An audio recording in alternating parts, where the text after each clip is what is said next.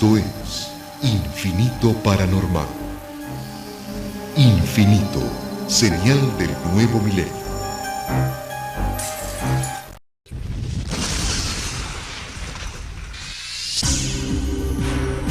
¿Qué sucesos reales superan la ficción más exagerada? ¿Existió realmente el protagonista de Psicosis?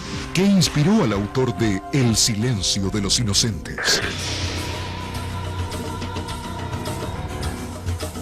Descubra qué hay detrás de las historias más terroríficas, como solo puede contarlo la mente macabra del novelista Clive Barker. Los secretos del horror. Este sábado, por Infinito.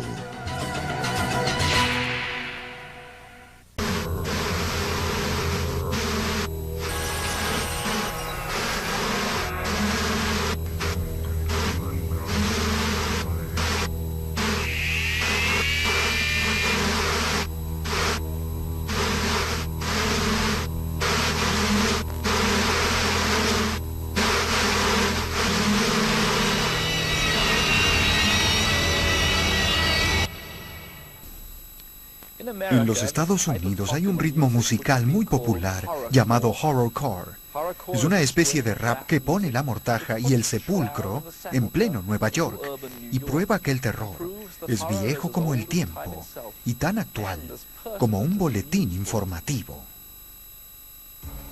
Yo, check this out. In this video right here, we don't intend to promote any violence or any form of Satanism or none of that, you know what I'm saying? Nor are we trying to disrespect anybody's religious belief. We're just trying to manifest and bring forth the harvest of modern day life so we all can recognize, man, because positive education activates constant elevation. That means peace. Yeah. See, what we dealing with is real black horror. Not the Freddy Krueger horror. Not the Friday the 13th horror, the real horror. Yo. Las imágenes de las películas de terror han funcionado bien en las actuaciones de Ozzy Osbourne y Alice Cooper, y ahora una nueva ola de grupos de rap las están usando también. Se autotitulan horrorcore e incluyen a grupos con nombres como Los Excavadores de Tumbas, Los Muertos. El horror que me interesa no es el que trata de atemorizar a la gente. Para mí el mejor horror siempre ha sido una metáfora de la condición humana. La vida que vivimos es como una película de terror y la pasamos como tal. Encontramos inspiración en las situaciones de todos los días y mostramos los horrores de la vida cotidiana.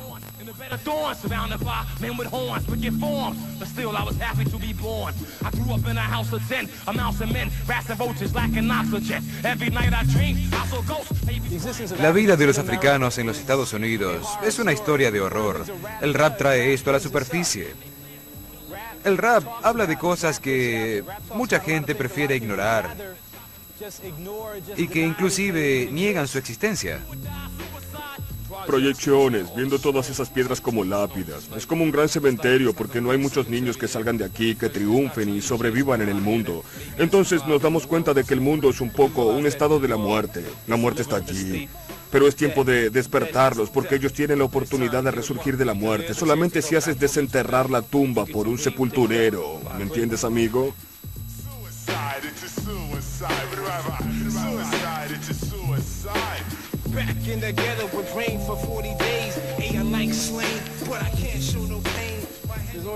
Existe este sentimiento porque en nuestra historia la experiencia afroamericana es una constante.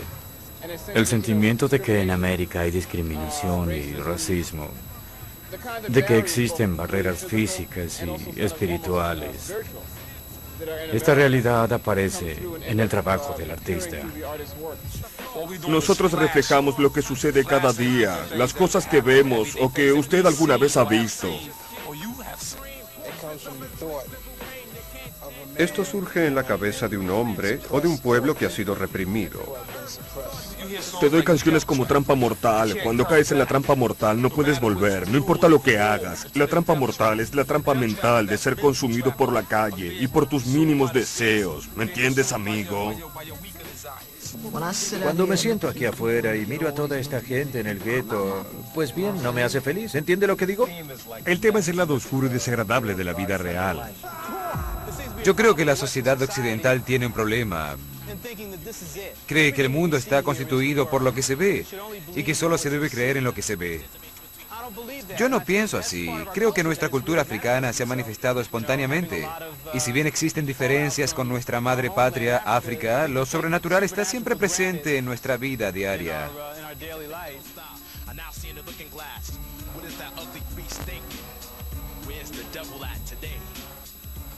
Como pueden escuchar, nosotros tenemos nuestros ritmos. Son ritmos que provienen exclusivamente de la comunidad afroamericana.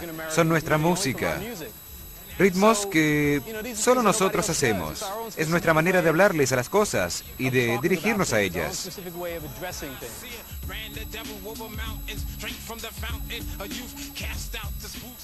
Creo que los músicos de música negra han abordado lo sobrenatural o ciertos aspectos del horror. Buena parte de esta música está llena de imágenes de posesiones y de demonología. Se cree que el músico más importante de Delta Blue de todos los tiempos, Robert Johnson, vendió su alma al diablo. Todos dicen que el blues es el gran invento americano, pero hay algo perverso en él. Quizá por eso es tan americano.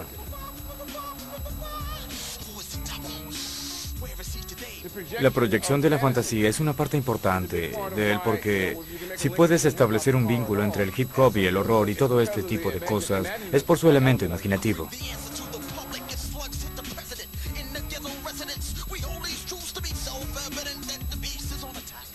Algunos dicen que las letras incitan a la gente a que haga cualquier cosa.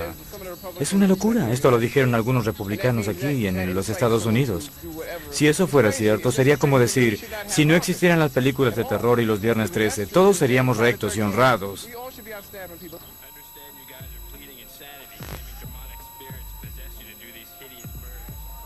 Si hubieran hecho tantas cosas como dicen los registros, no habrían tenido tiempo de hacer los registros. En realidad, aún estarían en la cárcel, igual que los grandes del horror, Brian De Palma, Hitchcock o John Carpenter.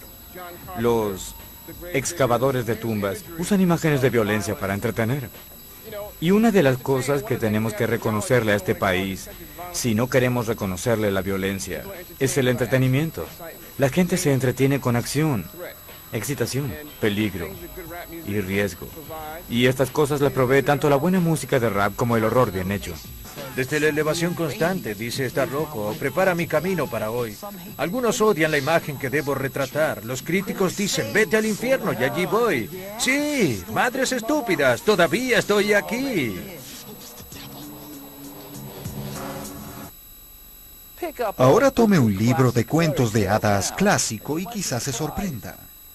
¿Realmente crecimos con una dieta tan regular de infanticidio, canibalismo y bestialidad?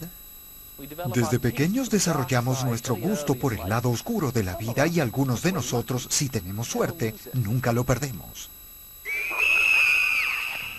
Lo que quiero decir es que si usted va a un centro comercial y pregunta a 100 personas cuál es la percepción que tiene de un cuento de hadas, la respuesta será que es un cuento como para niños. Pero si les mostrara algunos de los cuentos de hadas de Grimm, se horrorizarían al ver que la mayoría son más terribles que las películas de los Viernes 13.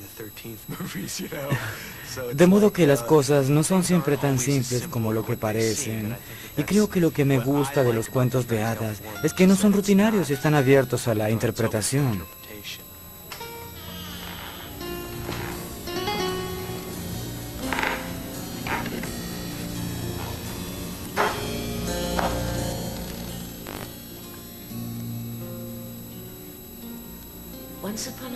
Había una vez, hace mucho, mucho tiempo, un hombre muy rico que tenía 2 hijos.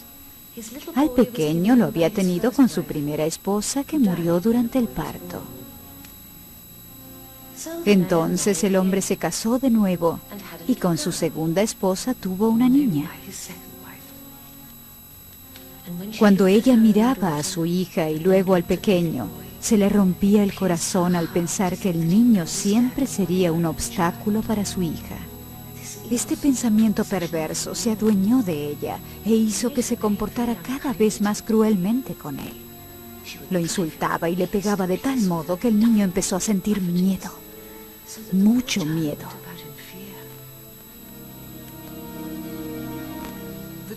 El viaje retrata una historia extraordinariamente violenta.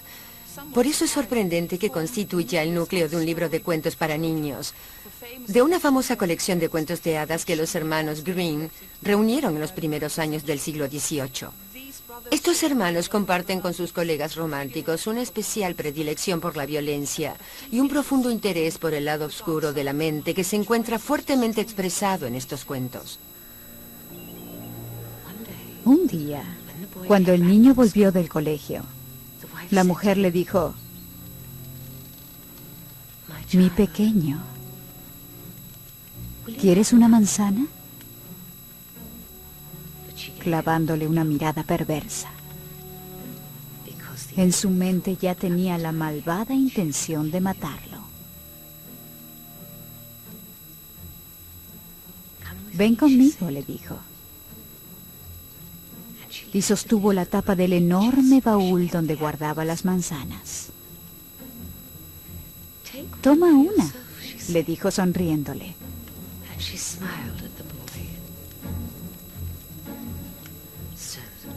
Una vez que el niño se inclinó sobre el baúl,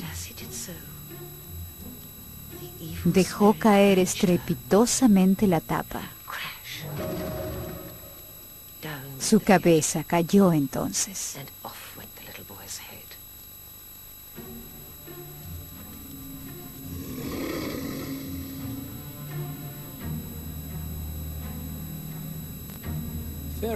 Los cuentos de hadas abundan en imágenes de horror y en fantasías oscuras. Blancanieves atragantándose con una manzana. Hansel y Gretel encerrados en una jaula como animales. Pulgarcito devorado vivo.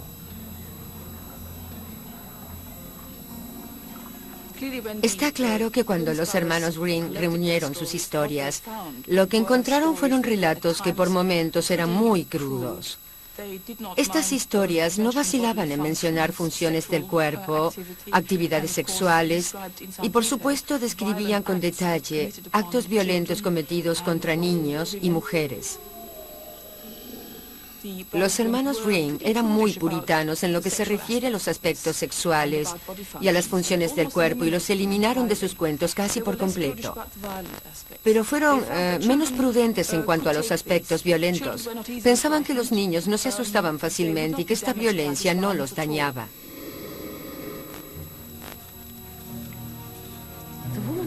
La mujer estaba amedrentada por lo que había hecho y pensó: nadie debe saber que lo he matado. Lo transformaré en morcillas.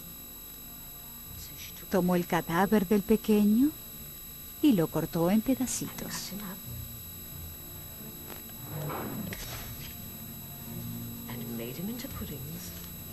Hizo las morcillas y las puso en la olla.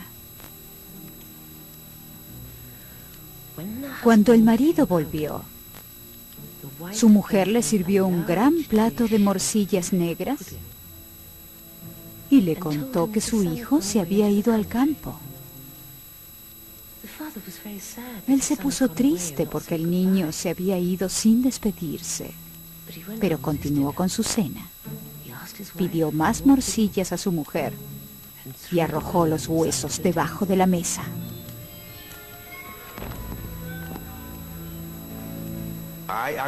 Si ahora leo un cuento de hadas, no lo entiendo, pero capto su contenido a nivel de emociones viscerales.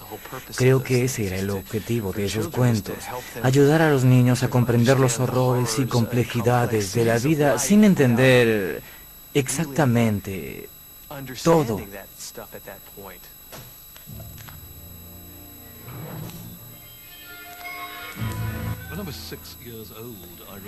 A los 6 años leí La princesa y el duende, y algunas imágenes de ese cuento perduran aún en mi mente. Una en particular es la de un guarda de palacio mirando cómo una figura espía el interior del palacio a través de una ventana. Una figura cuya cabeza es redonda como una pelota y cuya cara parece una calabaza calada. Tenía una cabeza inmensa para su cuerpo.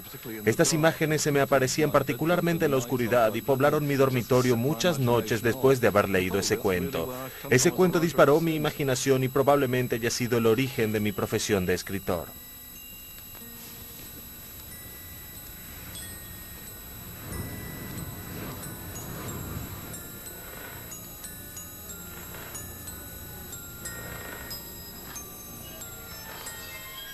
Cuando solo tenía 1 año, mis padres se pelearon, probablemente muy poco tiempo después de mi nacimiento. Cuando cumplí 3 o 4 años, ellos ya vivían casi totalmente separados, pero en la misma casa. Esto significó que yo tuve que optar por alguno de ellos y opté por mi madre. Mi padre se convirtió en una presencia completamente invisible en la casa. Tengo la sensación de que todo lo que allí pasaba se me presentaba magnificado. No solamente las pisadas subiendo las escaleras en la oscuridad, sino también mi dormitorio, que si no llegó a ser un lugar de terror, por lo menos fue un lugar donde acechaba el peligro en cada rincón.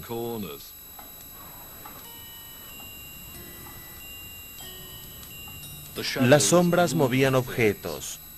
La malla del chispero de la chimenea flameaba amplificada sobre las paredes. A veces, cuando estaba al borde del sueño, se transformaba en una telaraña oscilante y su hiladora se deslizaba furtivamente en una esquina del techo. Todo era fluctuante. Las paredes se desplazaban y mi ropa se deslizaba por el respaldo de la silla.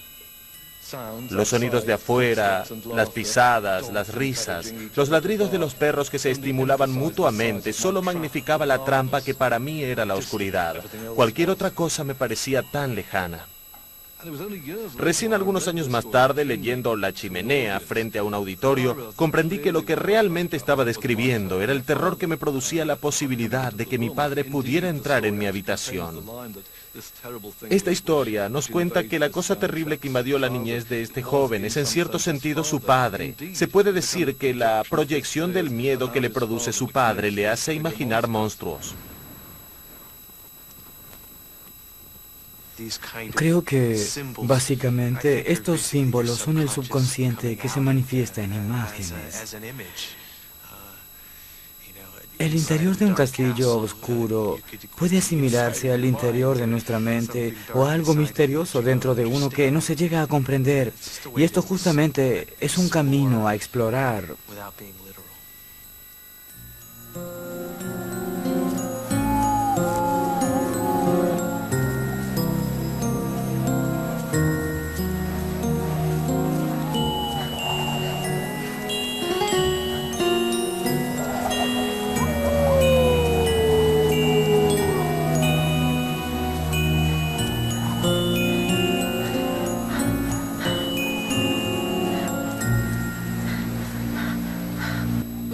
Cuando leemos cuentos de hadas, observamos ciertas pautas comunes en sus argumentos. Uno de los modelos más simples es el de una fuerza hostil que irrumpe en un ámbito ordenado de cosas simples y establecidas. Por ejemplo, el caso de la unidad familiar perturbada por la aparición de una madrastra. Este modelo básico se repite en ficciones de horror modernas. Un ejemplo sería It, de Stephen King, en el que una ciudad pequeña es invadida por una fuerza muy poderosa y peligrosa que amenaza a toda la población. Un grupo de individuos débiles, en este caso niños, se las ingenia para conquistar y subyugar a esta fuerza. Lo hacen usando las virtudes del niño del cuento de hadas, es decir, un poco de astucia, mucho coraje y una bondad innata que resulta victoriosa.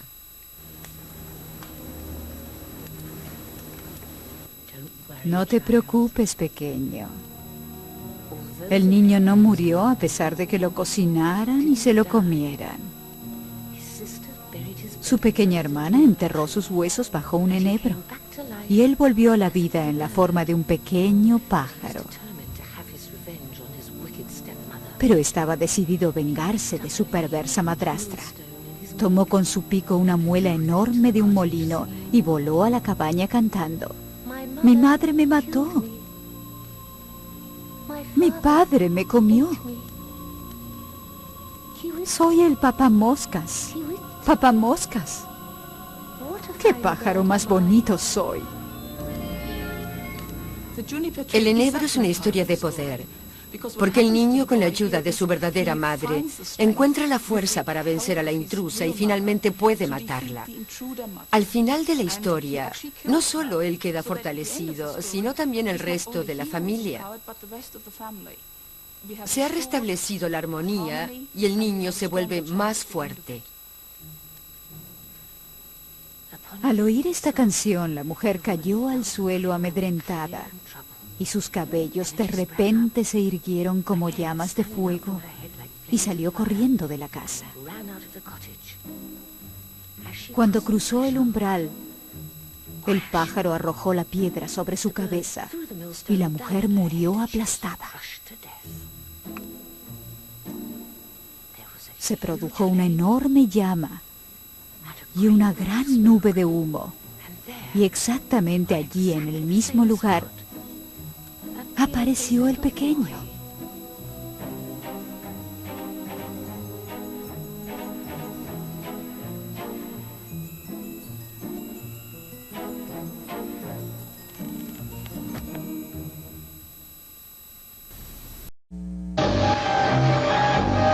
Regresaremos con más Infinito Paranormal.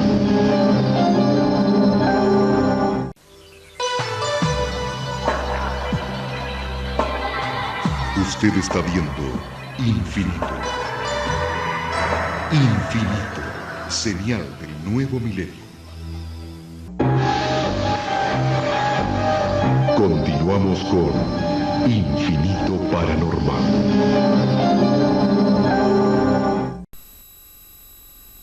Las novelas de terror británicas tienen una regla no escrita.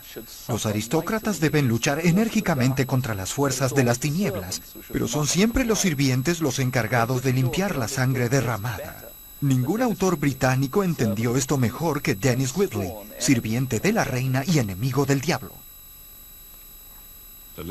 La letra D es por devil, diablo. Curiosamente, si le sacamos la D, nos queda evil, maligno.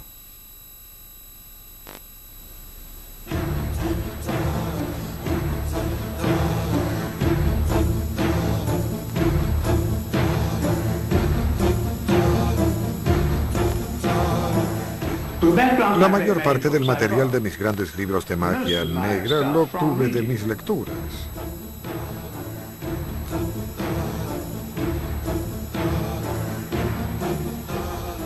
Y también en los años 30 me las arreglé para que me presentaran a los más famosos ocultistas de la época, gente como Aleister Crowley.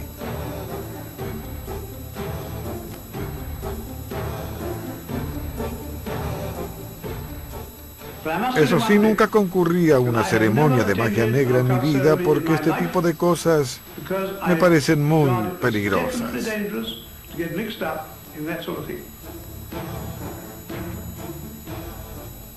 Pero puedo contar algo, les puedo contar una historia.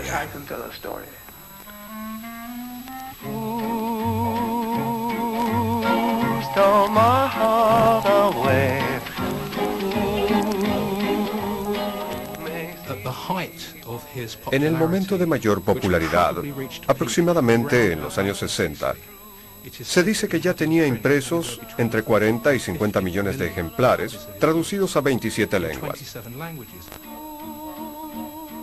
Algunos de sus libros tuvieron varias ediciones en un mismo año.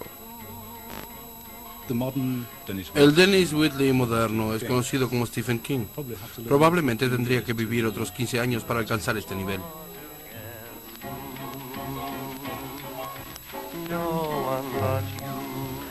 A su salud. Gracias. Los libros de Whitley seguían una receta, lo que hoy llamaríamos una fórmula.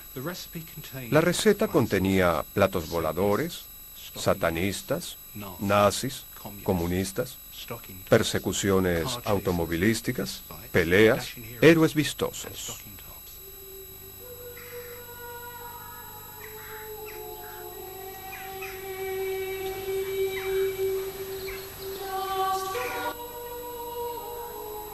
Tuve una educación católica terriblemente estricta.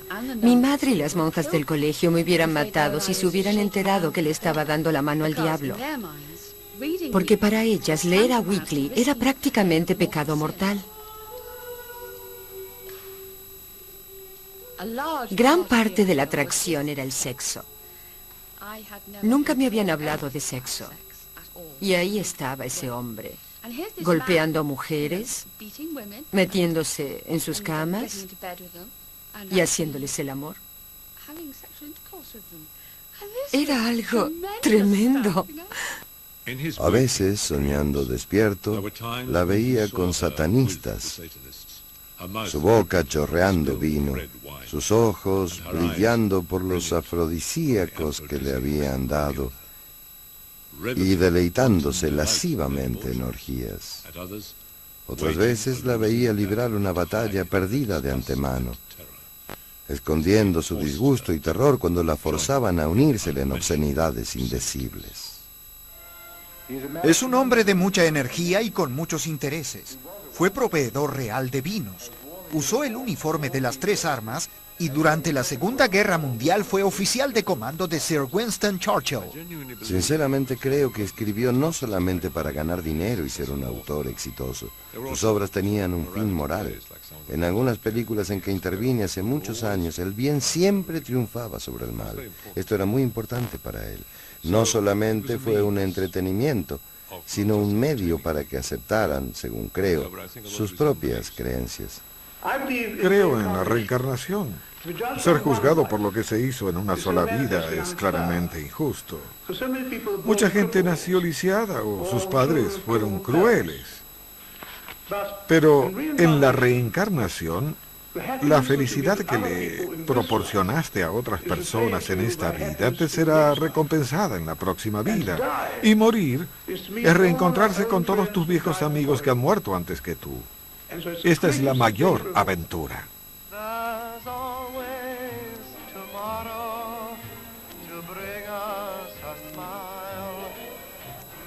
Whitley retrató la vida muy en blanco y negro.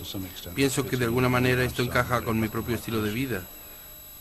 Una versión muy en blanco y negro. Creo que por mi manera de ser disfruté mucho de la excitación y la libertad de los años 60. Ya lo creo que los disfruté. Pero también esto le quitó mucha seguridad a la gente y nos dejó, yo me incluyo, sin saber muy bien cuál era nuestro lugar en el mundo. Para mí, Whitley nos reconforta y restablece los límites. Habla de una época en que la gente sabía qué estaba haciendo y a dónde iba.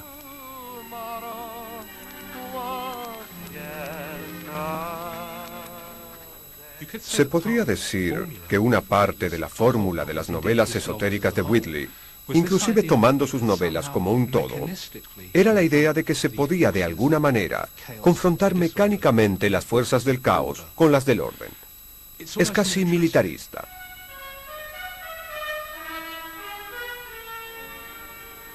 En septiembre del 14 yo realizaba mi primera comisión en el Regimiento de Artillería de Campaña 71 de Londres.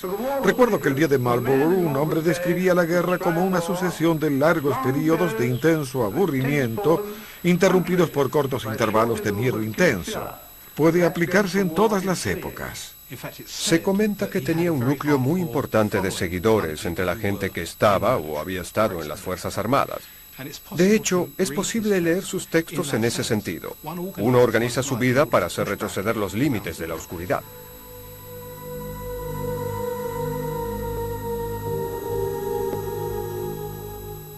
Entonces encendió 5 velas con un viejo yesquero y las colocó en cada una de las 5 puntas de la estrella. Se distribuyeron rosarios que tenían atados pequeños crucifijos dorados. En el ángulo interior colocó las 5 herraduras flamantes que Richard había conseguido en el pueblo con sus puntas apuntando hacia afuera. Luego presentó 5 pequeñas tazas de plata y las llenó con agua bendita. Finalmente las colocó dentro de cada una de las herraduras.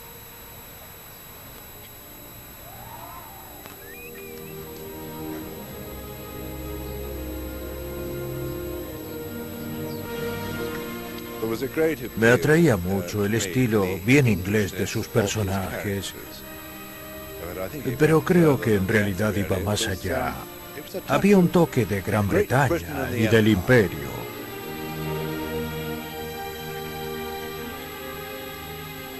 Las casas espaciosas, la gente y su estilo de vida me atraían muchísimo. Eran historias excelentemente buenas. Creo que describían realmente el momento. Ahora está pasado de moda, pero eran narraciones emocionantes. Este fue el primero de los 10 libros sobre el duque de Richelieu y de sus 3 amigos. Llegaron a conocerse como los mosqueteros modernos y, por supuesto, sus personajes se inspiraron en los de Alejandro Dumas. A partir de ese momento, no volví a mirar hacia atrás. Cambié mi colección de vinos por la lectura, pero nunca perdí interés por los vinos buenos. Y esta es mi bodega, 3.000 botellas. Nunca hubo dinero mejor gastado. Sus personajes tuvieron un buen comienzo. Me formé una imagen muy clara de todos ellos y todavía conservo la misma imagen. Me gustaban muchísimo. Gente muy atractiva, fabulosamente rica. Eso me gustó. Creo que es más agradable eso que esas historias sobre hombres grises, acosados por sus préstamos hipotecarios y el pago de sus primas de seguro.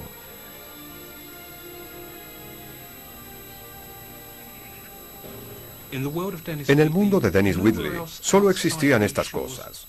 Los extranjeros siempre serían extranjeros. Y si se inmiscuían en nuestra pequeña esfera verde, actuaban como maleantes moralmente degenerados, como instigadores de religiones oscuras y terribles. Puede ser que hayas estado tan intrigado con la joven que no hayas visto al resto de esa asquerosa banda. El albino, el hombre del labio leporino, el euroasiático que solo tenía un brazo izquierdo. Todos ellos son adoradores del diablo.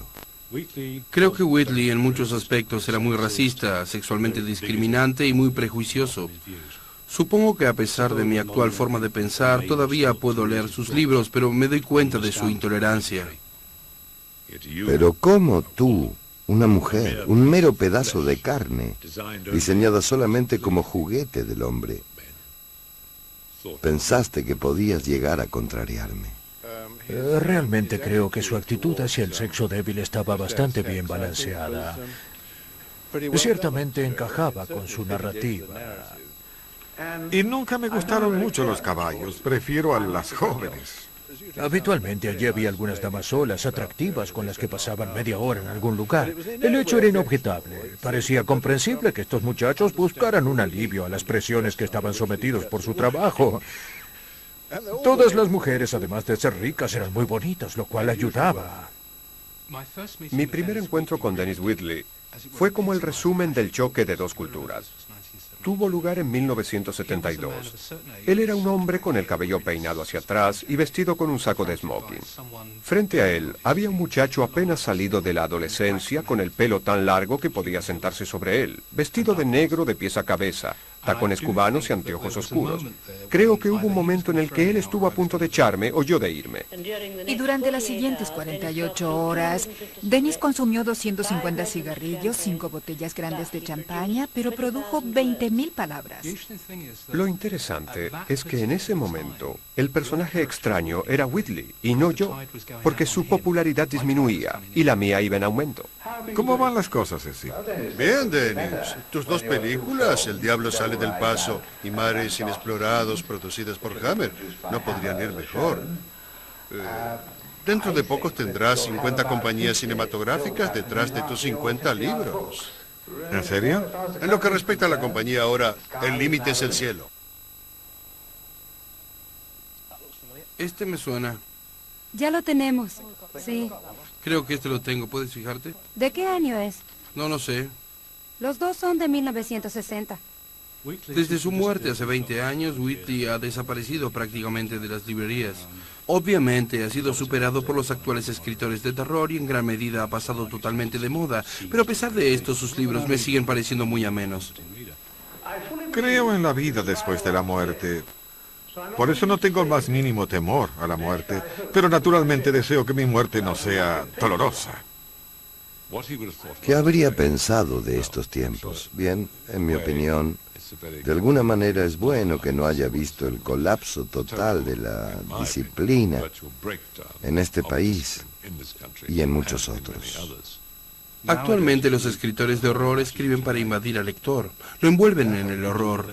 El lector tiene que sentir lo que ellos quieren que sienta. Whitley, en cambio, permitió que el individuo y el horror permanecieran separados. Al horror lo vivían solo sus personajes, no las personas ordinarias. No estaba dirigido al lector.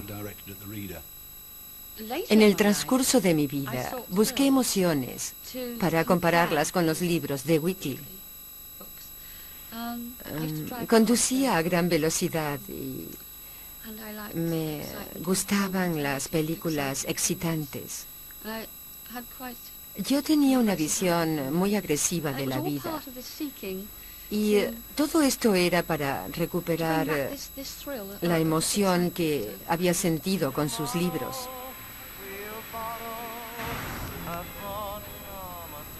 Ella sintió que si la policía no la detenía, podía llegar al lugar del Sabbath en menos de 45 minutos. Una exultación salvaje y sobrenatural la guiaba mientras que el Rolls Royce devoraba millas hacia la bruma.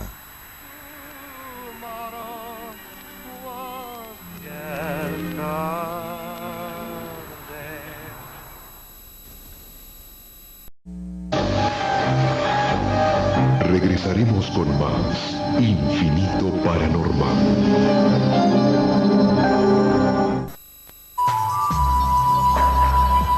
Regresaremos en instantes por Infinito.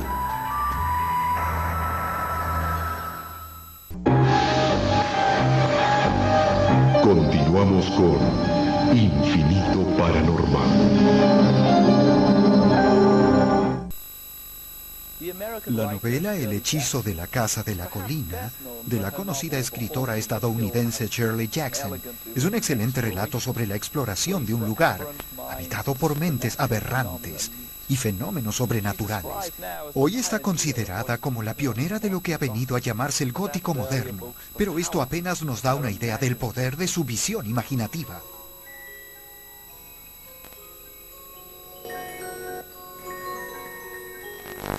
Mi madre era una gran estudiosa de lo sobrenatural. La contratapa del libro dice que ella pareciera que escribe con un palo de escoba y no con una lapicera.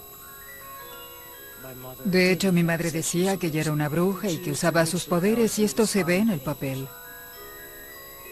Mi madre hacía de todo una historia divertida o aterrorizante, según su elección. Mi madre creía que los objetos inanimados tenían el poder de darnos un golpe, como ella solía decir. Cuando me regaló su máquina de escribir, me dijo que quedaban muchas historias en ella.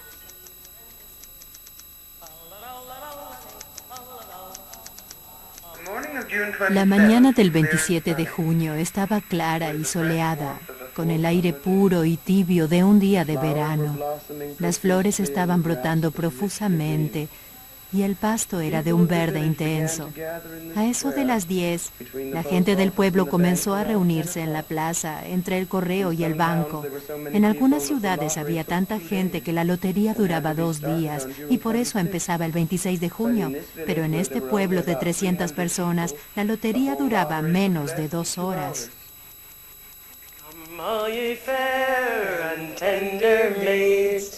That flourish in your prime. Uno de los primeros recuerdos que tengo de mi madre es el de ella en la cocina, el calor, la luz y el sentimiento de familia y seguridad.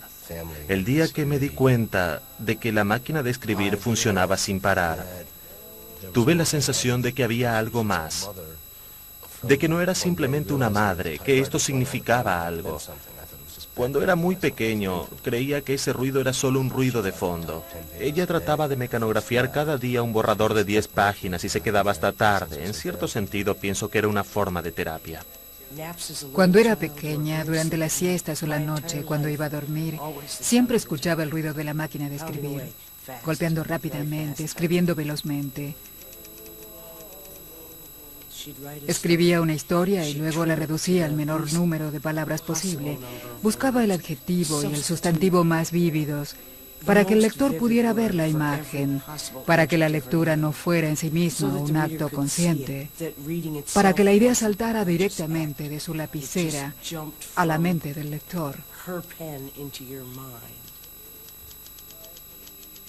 En aquellos tiempos ni siquiera hablábamos con ella, no era nuestra madre, era la mecanógrafa. No era cariñosa, ni siquiera nos escuchaba. Siempre subía a su habitación, cerraba la puerta y la escuchábamos allí arriba, mecanografiando durante 1, 2 o 3 horas, o media hora, según el tiempo que dispusiera. A la vez llevaba la casa y seguía el ritmo febril de sus 4 hijos.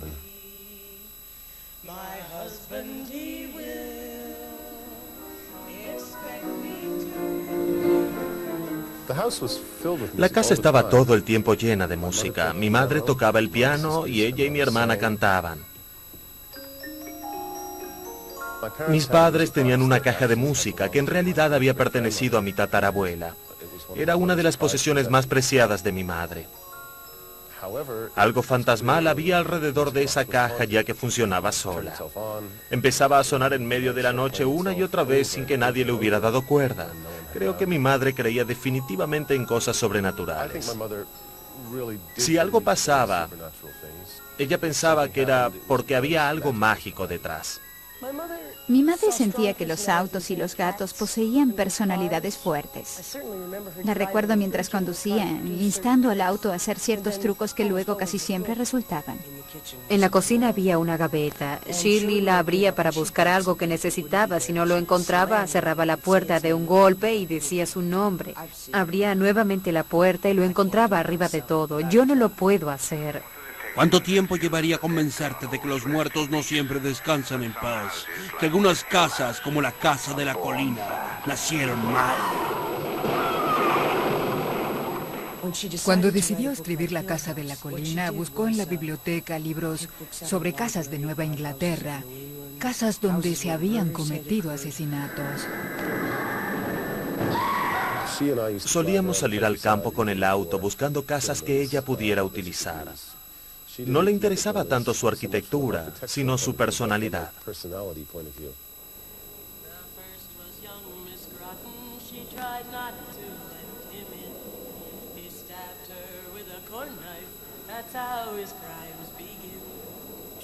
Creía también que las casas tenían personalidad. Hablaba a menudo y con énfasis de los deseos de los objetos inanimados y creo que esperaba afectarlos con su voluntad. Lo que ella quería conseguir era una casa lo suficientemente sustancial como para tener una entidad en sí misma. De esta manera, si tenía suficiente sustancia, le permitiría creer seriamente que la casa podía tener voluntad propia.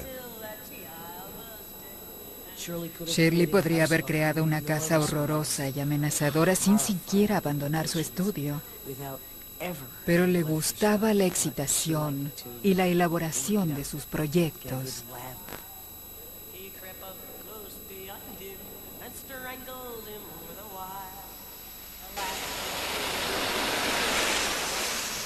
Bienvenidos a los estudios de CAT-TV en Bennington. Hoy estamos rindiendo homenaje a la gran escritora Shirley Jackson. Me encanta recordar esas maravillosas reuniones. Recuerdo que una noche estábamos jugando al Monopolio y de pronto ella liquidó todas sus propiedades y se fue al estudio a escribir una historia. Volvió y nos las leyó pidiendo que la criticáramos. Escuchó cuidadosamente y volvió al estudio para corregirla. Luego la introdujo en un sobre lista para poder enviarla. Una vez estaba en una reunión y ella acababa de escribir un cuento. Se lo dio a una persona que estaba en la fiesta para que lo leyera. Esa persona se fue a la habitación y cerró la puerta. Aún recuerdo el gesto de esa persona cuando salió de la habitación. Ella describe una situación perfectamente normal y le agrega un pequeño detalle que es solo un poco extraño. A esto le agrega otro igualmente oscuro. Finalmente, cuando la historia terminó, uno está allí sentado en medio del horror más absoluto. Tiene una tremenda penetración en la naturaleza humana. La sentía, la veía y la describía con mucha habilidad. Ella era una experta en convertir eventos comunes en historias de horror que helaban la sangre. Hacía que el lector se sintiera lo suficientemente cómodo para que bajara la guardia. El señor Summers levantó una mano y dijo, Adam, El hombre se apartó de la multitud y se acercó. Se sonrieron con una sonrisa falsa, jocosa y nerviosa. Entonces el señor Adams extendió el brazo dentro de la caja negra y sacó un papel doblado. La publicación en 1948 de la lotería en The New Yorker provocó una gran polémica. Nunca antes y nunca después llegó tanta correspondencia por una historia publicada en el periódico. ¿Hutchinson? Ve allí, Bill, dijo la señora Hutchinson, y la gente que estaba cerca de ella rió. Jones. Escribió esta excelente historia en 2 horas, cuando estaba embarazada de mí. Se solía decir lotería en junio, maíz copioso en julio. Solía recoger la correspondencia y la dirigían a la dama de la lotería Bennington Norte, Vermont. Ella era la dama de la lotería. Algunas cartas hicieron llorar a mi madre. La criticaban por la maldad que contenía su cuento. Bessie, dijo la señora Summers. Llegaron muchísimas cartas negativas y muy venenosas.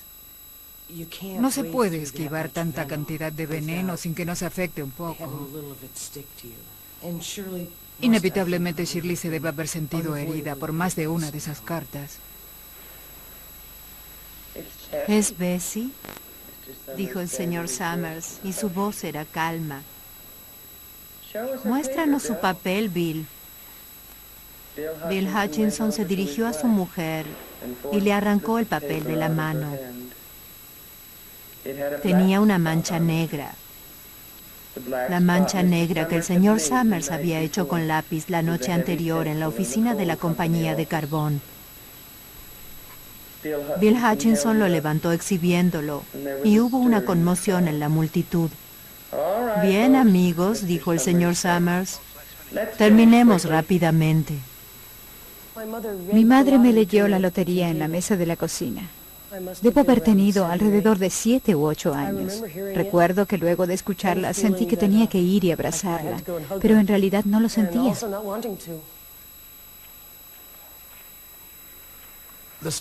La historia fue escrita 2 o 3 años después del final de la Segunda Guerra Mundial, con el Holocausto y la bomba atómica. Creo que lo que quiere decir la lotería es que todos podemos llegar a comportarnos como si fuéramos unas fieras. Allí justamente es donde se inserta el horror. Todos los niños tenían piedras, y alguien también le dio unas piedras al pequeño David Hutchinson. Bessie Hutchinson estaba en el medio de un espacio abierto y extendía sus manos desesperadamente hacia la gente que se le iba acercando. «No es justo, no está bien», gritaba la señora Hutchinson. Luego se le echaron encima.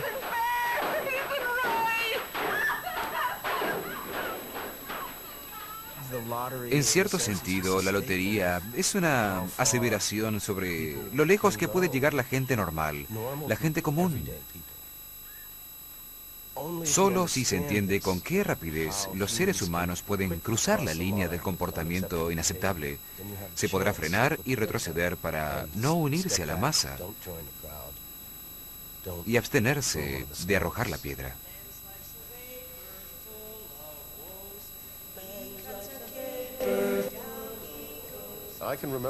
Recuerdo muy bien los años 50.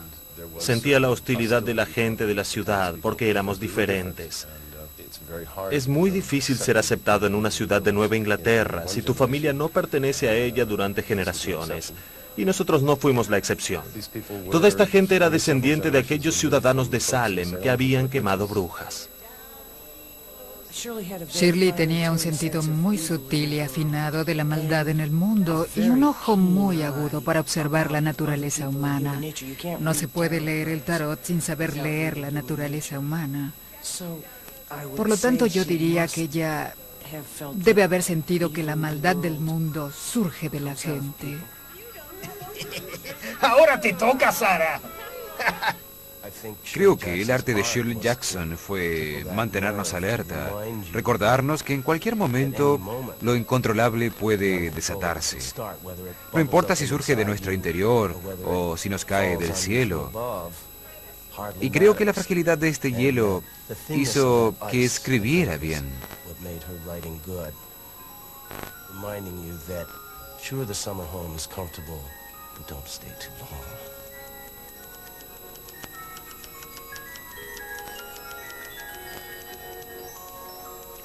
Después de su muerte, su agente nos envió una carta que había recibido de Shirley unos días antes de morir. En ella decía, pronto voy a estar haciendo algo muy diferente y seguiré en contacto.